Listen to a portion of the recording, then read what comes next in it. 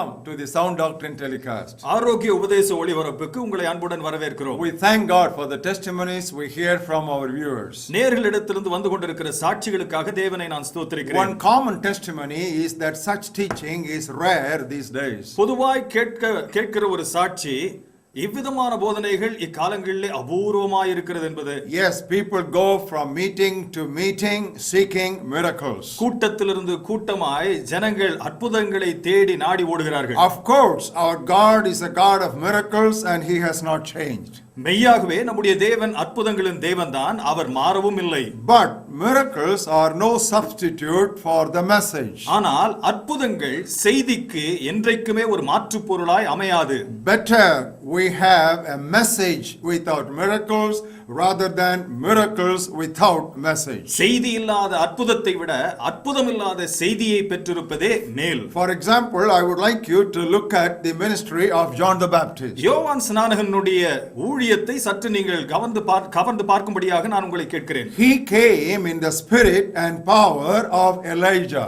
எலியாவினுடைய வல்லமையோடும் ஆவியோடும் அவர் வருகிறார். Elijah was perhaps the most powerful prophet in the Old Testament. எலியா பழைய ஏற்பாட்டு தீர்க்கதரிசிகள் எல்லாம் மிகச்சிறந்த ஒரு தீர்க்கதரிசி. And John the Baptist came in that spirit and in that power. யோவான் ஸ்நானகன் அந்த வல்லமையோடும் அந்த ஆவியோடும் வருகிறார். When John the Baptist was born, his father Zacharias said that you shall be called the prophet of the highest.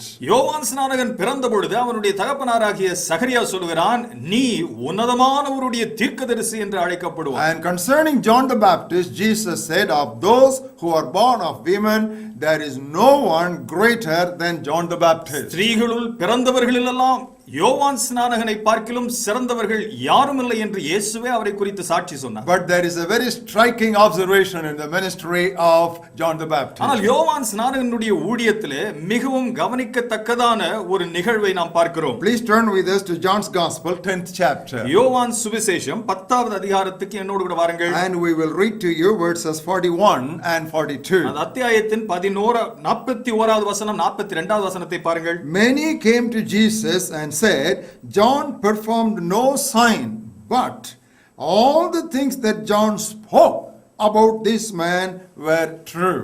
அநேகர் அவரிடத்தில் வந்து, யோவான் ஒரு அற்புதத்தையும் செய்யவில்லை, ஆகிலும் இவரை குறித்து யோவான் சொன்னதெல்லாம் மெய்யாயிருக்கிறது என்றார்கள். In other words, John performed no miracles, but whatever he preached concerning Jesus was true. மறு வார்த்தைகளிலே யோவான் ஒரு அற்புதத்தையும் நிகழ்த்தவில்லை, ஆனால் இயேசுவை குறித்த அத்தனை பிரசங்கங்களும் உண்மையாய் அமைந்தன. In other words, he had no miracles, but he had a dynamic message. மறு வார்த்தைகளிலே ஒரு அற்புதமும் அவருடைய ஊழியத்தில் இல்லை, ஆனால் பகிரங்கமான சத்திய செய்தி அவரிடத்தில் இருந்தது. Now such a ministry, is it effective? இந்த விதமான ஒரு ஊழியம் ஒரு பிரயோஜனமானது தானா? If you look at the 42nd words, it says, and many believed in Jesus Christ there. 42வது வசனத்தை பார்க்கும் பொழுது அங்கே சொல்லப்பட்டிருக்கிறது, அவ்விடத்திலே அநேகர் அவரிடத்தில் விசுவாசம் உள்ளவர்களானார்கள். Now I would like to quote Martin Luther here. இந்த இடத்திலே மார்ட்டின் லூத்தர் அவர்கள் சொன்ன காரியத்தை உங்களுடைய நினைவுக்கு நான் கொண்டு வர விரும்புகிறேன். Any teaching which does not square with the scriptures is to be rejected, even if it showers miracles every day. அவர் சொன்னதாவது, ஒவ்வொரு நாளும் அற்புதங்களை சொரிந்தாலும் கூட, எப்பேற்பட்ட ஊழியமாய் இருந்தாலும் வேதத்தோடு கூட ஒத்து போகவில்லை என்று சொன்னால் அடியோடு அறவே அது ஒதுக்கப்பட வேண்டும். Those of you who know a little bit about church history, you know there was a period called Dark Ages. திருச்சபையினுடைய சரித்திரத்தை அறிந்தவர்கள் இருண்ட காலங்கள் என்று ஒரு காலம் இருந்ததாக நீங்கள் அறிந்திருப்பீர்கள். Now what was the thing about the Dark Ages? There was no Bible available to the people. இருண்ட காலங்கள் என்றால் என்ன? அக்காலங்களிலே ஜனங்களுக்கு வேத புத்தகமே கிடையாது. When there is no Bible, there is no light, and people were in darkness, so that period is called Dark Ages. வேத புத்தகம் இல்லை என்று சொன்னால் மக்களுக்கு வெளிச்சம் இல்லை, அந்த காலங்களை இருண்ட காலங்கள் என்று சொல்கிறார்கள். But today I think it is worse than Dark Ages. We are in darker ages. இன்றைக்கு நிலைமை இன்னும் மோசமாகி, ஒருவேளை இருண்ட காலம் என்று சொன்னால் அது பொருந்தாது, இருட்டடைப்பு காலங்கள் என்று தான் சொல்ல வேண்டும். We have plenty of Bibles, but what has happened? The eyes of the people are punctured. ஏராளமான வேத புத்தகங்கள் இருக்கிறது. ஆனால் நடந்திருக்கிறது என்ன? ஜனங்களுடைய கண்கள் குத்தப்பட்டிருக்கிறது. This TV program aims at opening the eyes of the blind so that they would see the ways and the revelations of God.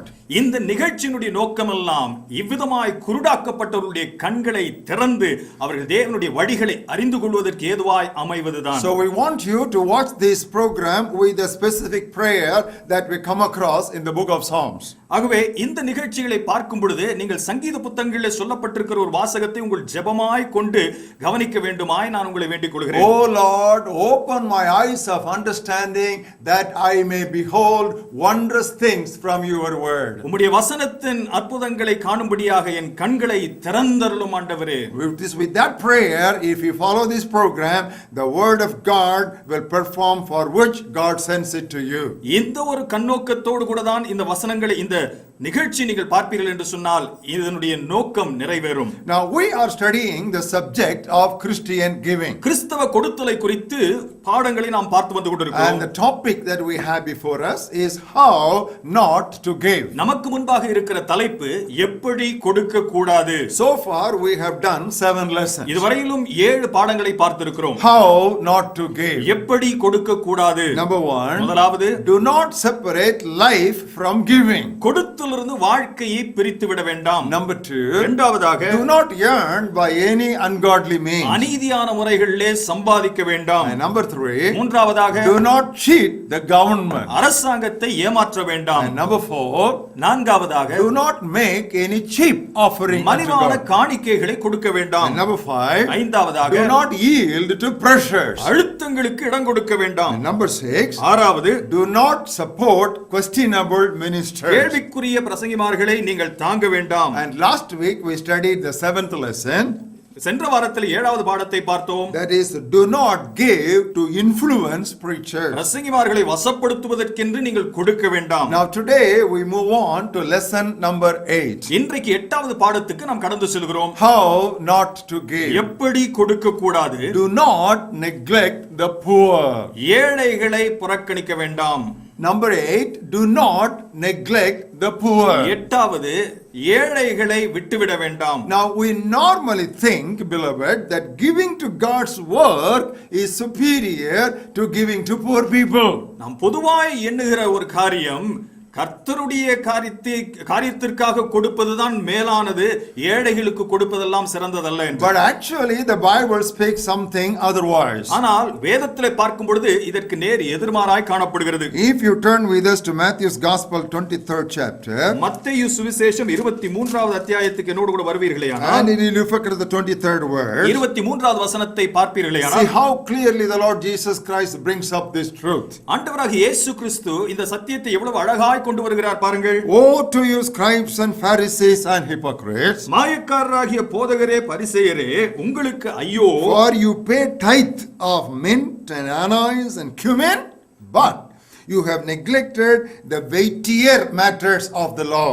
நீங்கள் ஒத்தலாமிலும் வெந்தயத்திலும் சீரகத்திலும் தசமபாகம் செலுத்தி நியாயப்பிரமாணத்தில் கற்பித்திருக்கிற விசேஷித்தவைகளாகிய நீதியும் இரக்கத்தையும் விசுவாசத்தையும் விட்டுவிட்டீர்கள். So Jesus speaks about tithing versus the weightier matters. ஆகவே இயேசுவானவர் இந்த இடத்திலே தசமபாகத்தை குறித்தும் அதை காட்டிலும் சிறந்தவைகளை ஒப்பிட்டு பேசுகிறார். And he says justice and showing mercy to people, they are weightier matters than be so strict about tithing. நீதியும் இரக்கத்தையும் விசுவாசத்தையும் குறித்து அவர் தசமபாகத்தை காட்டிலும் சிறந்தவைகளாக எடுத்துச் சொல்கிறார். Now beloved, the Bible is very clear whenever this particular truth is brought out. இந்த சத்தியம் எப்பொழுதெல்லாம் பேசப்பட்டதோ வேதம் மிகவும் தெளிவாய் காணப்படுகிறது. Turn with us for another example in book of Isaiah.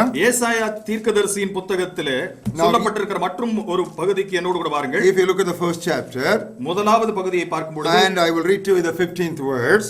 அங்கே 15வது வசனத்தை வாசிக்கிறேன். Now God says, when you spread out your hands, I will hide my eyes from you. நீங்கள் உங்கள் கைகளை விரித்தாலும் என் கண்களை உங்களை விட்டு மறைக்கிறேன். Even though you make many prayers, I will not hear.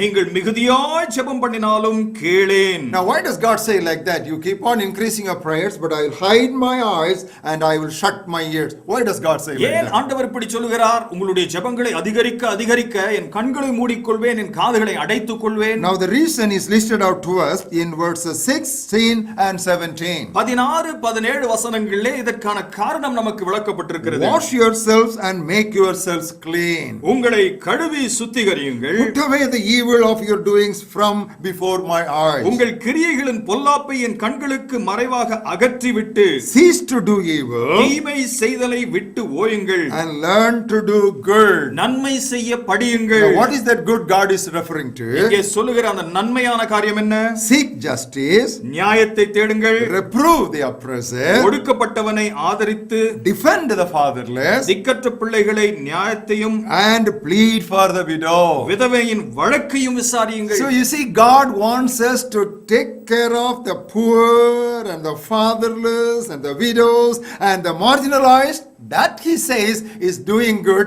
If we don't do that, he says even our prayers are abomination before him. ஒடுக்கப்பட்டவனையும் திக்கற்றவனையும் விதவையையும் நீங்கள் கவனிக்க வேண்டும். இதை செய்யவில்லை என்று சொல்லலாம், இந்த நன்மைகளை செய்யவில்லை என்று சொன்னால் உங்கள் ஜெபங்கள் புறக்கணிக்கப்படும் என்று சொல்கிறார். It is in this context, in the 18th words, we have that beautiful words which we very often quote.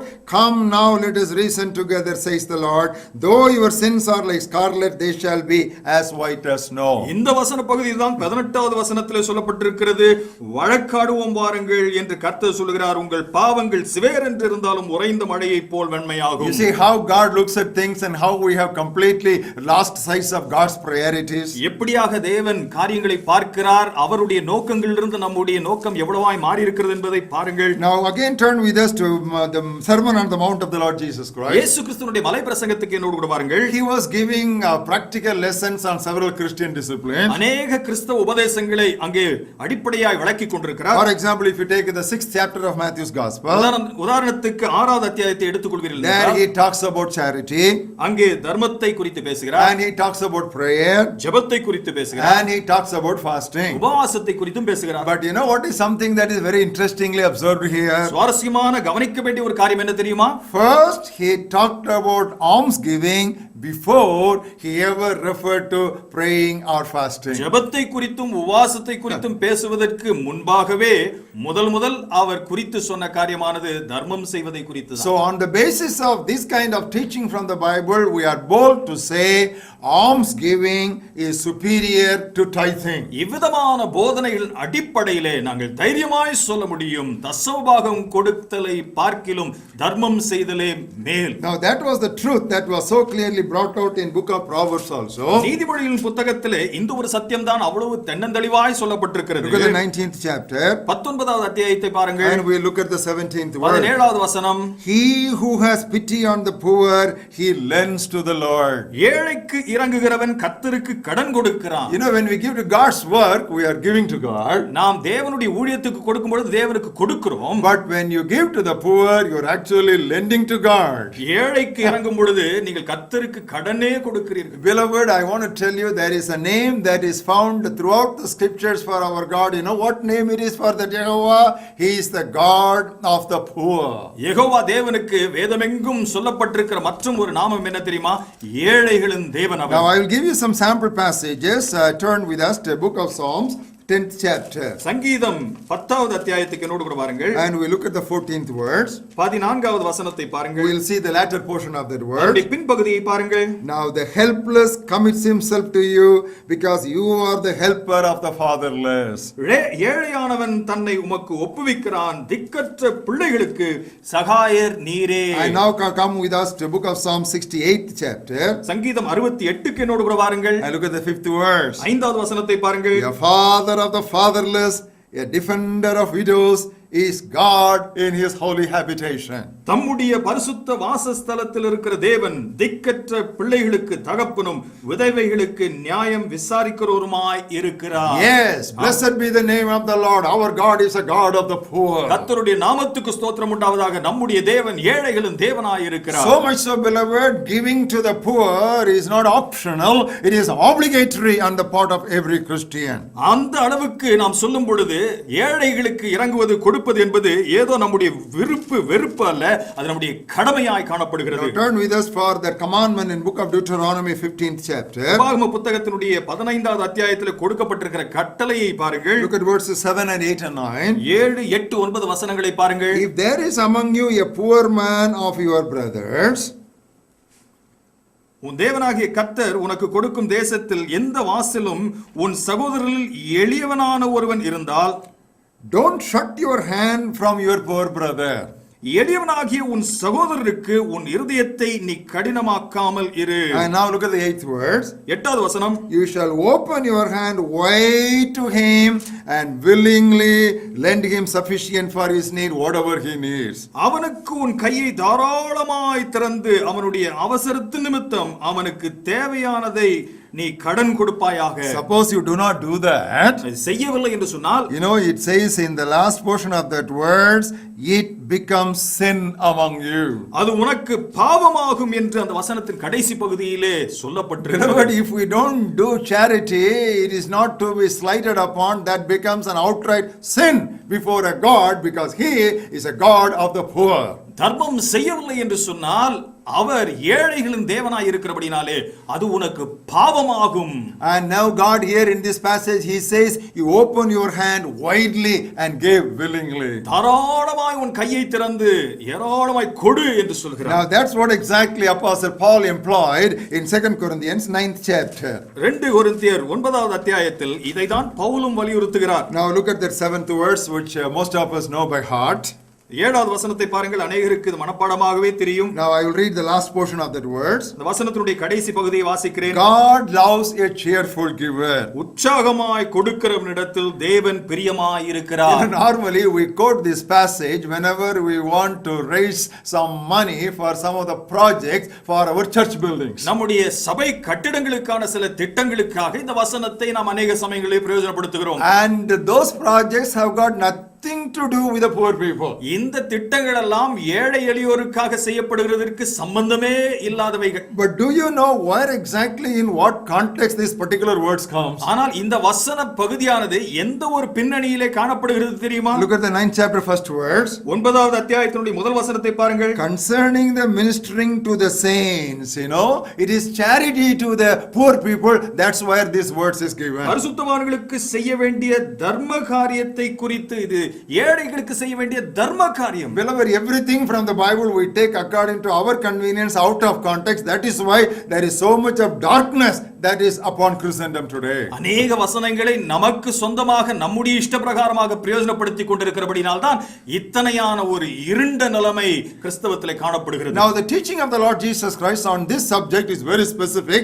I want to take you to some of the important passages. ஆண்டவராகிய இயேசு கிறிஸ்துவுடைய போதனைகள் இந்த காரியங்களை குறித்து மிகவும் தென்னந்தெளிவாய் இருக்கிறபடியால் ஒரு சில வசனங்களுக்கு உங்களுடைய கவனத்தை ஈர்க்க விரும்புகிறேன். In Luke's Gospel we have a passage which is very similar to the Sermon on the Mount of the Lord Jesus Christ.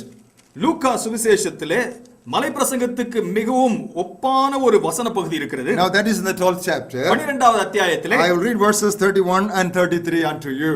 31, 33வது வசனங்களை உங்களுக்கு நான் வாசிக்கிறேன். Seek the kingdom of God and all these things shall be added unto you. தேவனுடைய ராஜ்யத்தை தேடுங்கள் அப்பொழுது இவைகள் எல்லாம் உங்களுக்கு கூட கொடுக்கப்படும். We all like that statement. வசனம் எல்லாருக்கும் பிடிக்கும். Even so many choruses are composed out of that beautiful text. அநேக பாடல்கள் கூட இந்த வசனத்தின் அடிப்படையில் எழுதப்பட்டிருக்கிறது. But we forget what is told next. அதை தொடர்ந்து சொல்லப்பட்டிருக்கிற காரியத்தை மறந்து விடுகிறோம். Look at the 33rd verse. 33வது வசனத்தை பாருங்கள். Sell what you have and give alms. Provide yourselves money back which do not grow old, a treasure in the heavens that does not fail. உங்களுக்கு உள்ளவைகளை விற்று பிச்சை கொடுங்கள், பழமையாய் போகாத பணப்பைகளையும் குறையாத பொக்கிஷத்தையும் பரலோகத்திலே உங்களுக்கு சம்பாதித்து வையுங்கள். Now, not only in a general sermon like this, but also in a personal conversation, Jesus drove home this truth. பொதுவான ஒரு பிரசங்கத்தில் மாத்திரமல்ல, தனிப்பட்ட விதத்திலே பேசும் பொழுதும் கூட இந்த சத்தியத்தை இயேசுவானவர் வலியுறுத்தி இருக்கிறார். One rich young ruler came to the Lord Jesus Christ. ஒரு வாலிப பணக்காரன் ஒருவன் இயேசுவினிடத்தில் வருகிறான். And you know what Jesus told him? இயேசு அவனை பார்த்து என்ன சொன்னார் தெரியுமா? If you want to be perfect, நீ பூரணனாய் இருக்க வேண்டும் என்றால் you sell what you have இருக்கிறதையெல்லாம் விற்று and give it to the poor. ஏழைகளுக்கு கொடுத்து விடு. Jesus did not say sell whatever you have and give it to me. இயேசு அவனை பார்த்து உனக்கு இருக்கிறதெல்லாம் வித்து எனக்கு கொடுத்துரு என்று சொல்லவே இல்லை. He said give to the poor. ஏழைகளுக்கு கொடு. Then come and follow me. அதன் பிறகு என்னை வந்து பின்பற்று. And the fellow did not accept it. He could not accept it. He just had his crest fallen. He went away sorrowful. அவன் அதை ஏற்றுக்கொள்ள முடியவில்லை. அவன் அதை ஏற்றுக்கொள்ள முடியாமல் மனமடி முடைந்தவனாக கடந்து போகிறான். And Jesus said whenever you arrange for a dinner, இயேசு சொன்னார் ஒரு விருந்தை நீ ஆயத்தம் செய்தாலே, now don't invite your relatives and friends and brothers who will invite you back. சொந்தம் வந்து உன்னுடைய நண்பர்களை எல்லாம் அழைத்து மீண்டும் அவர்கள் உன்னை அழைப்பார்கள் என்ற நோக்கோடு அழைக்க வேண்டாம். Now you invite the poor and the lame and the maimed and the marginalized people who cannot repay that unto you. ஏழைகள், திக்கற்றோர், விதவை, அவர்கள் உனக்கு திரும்ப செய்ய முடியாமல் இருக்கிறார்களே அவர்களை அழை என்று சொன்னார். You know when Jesus said that? ஏன் எப்பொழுது இயேசு சொன்னார் தெரியுமா? When Jesus was invited to dinner in a rich man's house, he made that statement. ஒரு பணக்காரனுடைய வீட்டிலிருந்து இவருக்கு விருந்துக்கு வரும்படியாக இயேசுவுக்கு அழைப்பு வந்த பொழுது இந்த காரியத்தை சொல்கிறார். Now we all know about the story of the rich man and Lazarus. அந்த பணக்காரன் லாசரு அந்த சம்பவம் நமக்கு நன்றாக Now தெரியும். why did the rich man go to hell? ஏன் அந்த பணக்காரன் நரகத்துக்கு போனான்? He did not steal any man's property. யாருடைய பணத்தை அவன் திருடலையே. He did not do anything wicked. எந்த பொல்லாப்பையும் அவன் செய்யலையே. But he committed a sin of omission. அவன் விட்டு விடுகிற பாவத்தில் ஈடுபட்டான். What was his sin? அவனுடைய பாவம் என்ன? He should have helped that poor Lazarus, which he failed to do. அந்த ஏழை லாசருக்கு அவன் உதவி செய்திருக்க வேண்டும், அதை செய்ய மறுத்தான். Now when I am just giving you all these references, some of you ask a question, brother, quickly tell us, how much should we give to the poor people? நான் இந்த பிரசங்கத்தை செய்து கொண்டிருக்கும் பொழுதே உங்களிலே ஒரு கேள்வி, பிரதர் நாங்க ஏழைக்கு எவ்வளவுதான் கொடுக்கணும் சொல்லுங்க என்ற ஒரு கேள்வி உங்களுக்குள்ளாக வரலாம். If you ask John the Baptist, he will say, give 50% to the poor people. யோவான் ஸ்நானகனை கேட்டால் ஒருவேளை அவன் சொல்வான் 50% நீ கொடுக்க வேண்டும். How do I say that? எப்படி நான் சொல்கிறேன்? People came to him to be baptized of him. ஞானஸ்நானம் பெற்றுக்கொள்ளும்படியாக அவனிடத்திலே ஜனங்கள் வந்த பொழுது What did he tell them? அவனை பார்த்து அவர்களை பார்த்து என்ன சொன்னான்? If you have 2 shirts, give one to the one who has none. உன்னிடத்திலே 2 உடைகள் இருக்கும் என்று சொன்னால் இல்லாத ஒருவனுக்கு ஒன்றை கொடுத்து விடு என்று சொல்கிறார். Beloved, this is the kind of standard that John the Baptist at the beginning of the pages of the New Testament wanted to set and restore God's people so that the way of the Lord would be prepared, so the glory of the Lord will be revealed. புதிய ஏற்பாட்டின் துவக்கத்திலேயே யோவான் ஸ்நானகன் ஆணித்தரமாய் விதித்த கட்டளை இதுதான். ஏனென்றால் இயேசுவானவருக்கு வழி வகுக்கப்பட வேண்டும் என்கிறதற்காக இந்த ஒரு தரத்தை அவர் ஏற்படுத்தி வைத்தார். That's what the Zacchaeus also understood when Jesus came to him. இயேசுவானவர் சகேயுவினிடத்தில் வந்த பொழுதும் அவன் புரிந்து கொண்ட காரியமும் அதுதான். What did Zacchaeus say? சகேயு என்ன சொல்கிறான்? I will give half of what I have to the poor people. எனக்கு இருக்கிறதிலே பாதியை நான் ஏழைகளுக்கு கொடுத்து விடுகிறேன். Now who told him to give away half to the poor? பாதியை கொடுக்க வேண்டும் என்று அவனுக்கு யார் சொன்னது? Jesus did not preach him that sermon at that time. அன்றைக்கு சகேயுவினிடத்தில் அந்த பிரசங்கத்தை இயேசு கொடுக்கவே இல்லையே. I believe Zacchaeus was reminded of what he heard several times by River Jordan from that rugged preacher who was telling, if you have 2 shirts, give one to the one who has none. யோர்தான் நதிக்கரையிலே நின்று கொண்டு அந்த பிரசங்கியாராகி யோவான் ஸ்நானகன் பிரசங்கிக்கும் பொழுது அநேக முறை இந்த பிரசங்கத்தை சகேயு கேட்டிருப்பான். அது அவனுடைய ஞாபகத்துக்கு வந்து சொல்லுகிறான், ஏழைகளுக்கு பாதியை கொடுக்கிறேன். So when Jesus came to him, he was immediately convicted of his sin of omission. அப்பொழுது இயேசு அவனை சந்தித்த பொழுது அவன் விட்டுவிட்ட அந்த பாவத்தை குறித்து ஞாபகப்படுத்தப்படுகிறான். So if you want me to be more practical, உங்களுக்கு யதார்த்தமாய் சொல்ல வேண்டும் என்று சொன்னால், we normally give a tithe of what we earn or what we have or what we possess to God's work. நாம் சம்பாதிக்கிறதை நாம் கொண்டிருக்கிறதிலே நாம் ஆண்டவருடைய ஊழியத்துக்கு என்று நாம் கொடுக்கிறோம். We give a tithe of it. அதிலே ஒரு தசமபாகத்தை கொடுக்கிறோம். Now I have a question, why not we give another tithe exclusively for the poor people? ஏன் மற்றும் ஒரு தசமபாகத்தை ஏழை எளியோருக்கென்று தர்மம் செய்வதற்கென்று ஒதுக்க கூடாது? Now if we set aside another tithe for poor people, I don't think we will go breadless. நாம் மற்றும் ஒரு தசமபாகத்தை ஒதுக்கி வைக்கிறதுனாலே எந்த விதத்திலும் பட்டினியாய் போக போகிறதில்லை. Now you can give to relief agencies. ஒருவேளை நீங்கள் நிவாரண பணிக்கு என்று கொடுக்கலாம். There are so many charity organizations God has raised these days. எத்தனையோ தர்ம ஸ்தாபனங்கள் இன்றைக்கு ஆண்டவர் எழுப்பி இருக்கிறார். Those days the church was taking care of the poor and the fatherless and the widows. அக்காலங்களிலே திருச்சபையானது சபையானது ஏழை எளியோரையும் விதவைகளையும் பார்த்து கொண்டிருந்தது. But today that is not the scenario. இன்றைக்கு அவிதமாய் சபைகளிலே Now நடக்கவில்லை. God has raised many organizations who exclusively look after the needs of these marginalized and downtrodden communities. ஒதுக்கப்பட்ட இவ்விதமான மக்களை பார்த்துக் கொள்ளும்படியாக தேவன் அநேக ஸ்தாபனங்களை எழுப்பி So you இருக்கிறார். set aside one tithe and then you can distribute it to these relief agencies. இவ்விதமான ஒரு தசமபாகத்தை ஒதுக்கி வைத்து இவ்விதமான ஊழியங்களுக்கு நீங்கள் கொடுக்கலாமே. At the same time, don't forget the Lazarus who is lying down at your doorstep. அதே நேரத்திலே உங்க வாசப்படியிலே கிடக்கிற அந்த லாசருவை மறந்து விட Now வேண்டாம். I would like to conclude with a very striking text from the practical epistle of James. யாக்கோபின் நிருபத்திலிருந்து நான் உங்களுக்கு நடைமுறையான ஒரு காரியத்தை சொல்லி முடிக்க It's விரும்புகிறேன். very striking and we cannot afford to ever forget it. மிகவும் பகிரங்கமாக சொல்லப்பட்டிருக்கிற காரியம், இதை நாம் ஒதுங்கவே முடியாது. Now if you turn with us to James first chapter, யாக்கோபு முதலாவது அத்தியாயம் look at the 27th verse. 27வது வசனத்தை Here பாருங்கள். is a definition given for pure religion. நீங்கள் சுத்த மார்க்கத்தை குறித்து சொல்லப்பட்டிருக்கிற ஒரு விளக்கம் இங்கே கொடுக்கப்பட்டிருக்கிறது. Pure and undefiled religion before God and the Father is this: to visit orphans and widows in their trouble. That is number one. And then number two, to keep oneself unspotted from the world. திக்கற்ற பிள்ளைகளும் விதவைகளும் படுகிற உபத்திரவத்திலே அவர்களை விசாரிக்கிறதும் உலகத்தால் கரைபடாதபடிக்கு தன்னை காத்துக் கொள்கிறதுமே பிதாவாகிய தேவனுக்கு முன்பாக மாசில்லாத சுத்தமான பக்தியாயிருக்கிறது. There are two sides given to this one coin. இந்த ஒரு நாணயத்திற்கு ரெண்டு பக்கங்கள். What is pure religion? ஒரு சுத்த மார்க்கம் என்றால் என்ன? What is true Christianity? மெய்யான கிறிஸ்தவம் என்ன? Number one, முதலாவது help the poor. ஏழைகளுக்கு உதவி செய். Number two, இரண்டாவதாக keep yourself pure. உன்னை பரிசுத்தமாய் We காத்துக்கொள். talk so much about keeping yourself pure, but we forget the first thing: help the poor. நம்மை பரிசுத்தமாய் காத்துக்கொள்வதை குறித்து ஏராளமாய் பேசுகிறோம், ஆனால் முதல் பகுதியை மறந்து விடுகிறோம். தர்மம் செய், ஏழைகளுக்கு உதவி செய். It is in this epistle we come across that beautiful statement: faith without works is dead. இந்த ஒரு வசன பகுதியில் தான் அருமையான ஒரு கூற்று சொல்லப்பட்டிருக்கிறது. விசுவாசம், கிரியை இல்லாத விசுவாசம் செத்தது. So we may have so many spiritual activities, அநேக ஆவிக்குரிய செயல்பாடுகள் இருக்கலாம். but if they are void of charitable deeds, it is just dead religion. தர்ம காரியங்கள் அற்றதாய் அது காணப்படுமே என்று சொன்னால் அது செத்த மார்க்கமாய் இருக்கும். Beloved, here comes God's message so definitely to us in the matter of giving. கொடுத்தல் இவ்வளவு தென்னந்தெளிவாய் தேவனுடைய செய்தி நமக்கு வந்து கொண்டிருக்கிறது. How not to give. எப்படி கொடுக்க கூடாது? Do not neglect the poor. ஏழைகளை ஒதுக்க வேண்டாம். Now I would like you to visit my website. என்னுடைய இணையதளத்தை நீங்கள் சந்திக்க வேண்டும். Now there I have an article: Christianity is charity. கிறிஸ்தவமே தர்மம் செய்தல் தான் காணப்படுகிறது என்கிற ஒரு தலைப்பிலே ஒரு பகுதியை Now you வைத்திருக்கிறேன். can visit my website and then that would give you a full-orbed truth and explanation. இந்த வெப்சைட்ல அனைத்தும் உங்களுக்கு தெளிவாக விளக்கப்பட்டிருக்கும். Do not forget the poor.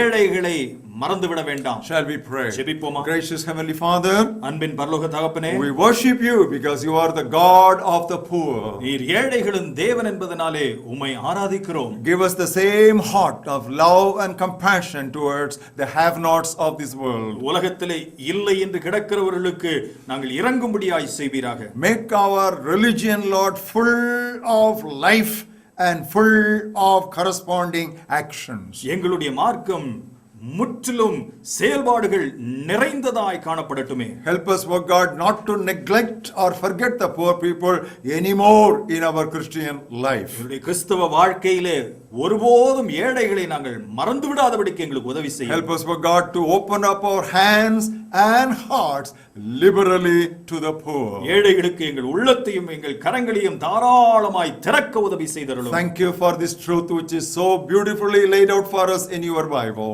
உம்முடைய வேதத்திலே இவ்வளவு தெளிவாய் சொல்லப்பட்டிருக்கிற இந்த சத்தியத்துக்காக உமக்கு நன்றி. Once again we worship you because you are the God of the poor. நீர் ஏழைகளின் தேவன் என்பதற்காக மீண்டுமாய் உம்மை ஸ்தோத்திரிக்கிறோம். In Jesus' name we pray. இயேசுவின் மூலம் ஜெபம் கேளும் நல்ல பிதாவே. Amen. ஆமென்.